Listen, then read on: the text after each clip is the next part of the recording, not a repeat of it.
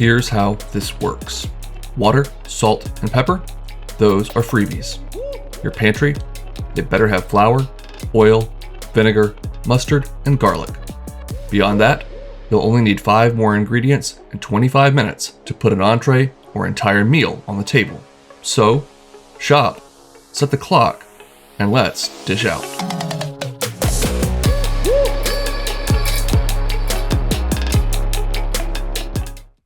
We will of course require some pasta. I'm going with linguini, but spaghetti or fettuccine would be just fine.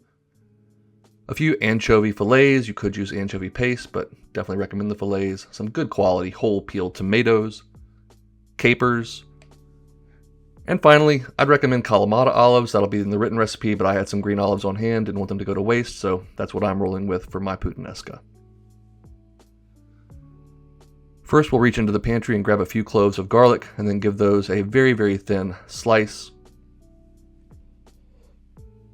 We'll add a few tablespoons of olive oil to a skillet over medium heat, and add in that thinly sliced garlic, and 3 to 5 anchovy fillets. And then just go ahead and stir all that stuff around. Those fillets will break up as they cook, and eventually will just dissolve into our sauce. For the sauce, we're just going to remove those whole peeled tomatoes from the juice in the can, and you can use a potato masher or a food mill if you want. I'm just going in with my hand. I like a nice rustic, chunky texture. Just breaking these up, squeezing them into small pieces. We can break them up more as they cook. We'll simmer that out for about 10 minutes. Of course, cook our pasta per package directions in that same time, and again, continue to reduce that pasta sauce and break up those tomatoes.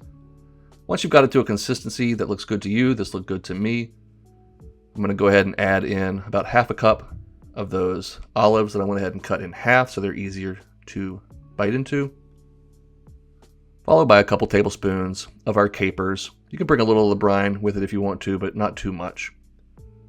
We'll go ahead and stir all that around to combine. Taste for salt and pepper. You shouldn't need too much salt because of the olives and capers, of course, being very salty, well, as well as the anchovies, but mine needed a little pinch, plus a few grinds of fresh black pepper. And then we'll add in our perfectly cooked al dente pasta and realize that this pan is by no means big enough to toss all of this. So I'll grab the pot I cooked the pasta in, stir in the pasta and the sauce, and give it a vigorous shake to combine. You can always add a splash of pasta cooking water to help all of this emulsify as well. Once it's plated up, we're going to just drizzle it with some good quality extra virgin olive oil and hit it with a little bit of parsley for a little pop of green color. You could add some Parmesan cheese if you wanted, or a protein like some grilled chicken or shrimp on top if you wanted to add a little extra protein, but to me, this is pretty delightful just as it is. Piquant, briny, salty, a lot of umami flavor notes from the anchovies, tomatoes, the olives, just really an exciting and vibrantly flavorful dish that comes together in about 15 minutes or so, which I think can't really be beat for a weeknight pasta dinner. I hope you'll give this a try, make it your own as always, but at the very least, go make something delicious.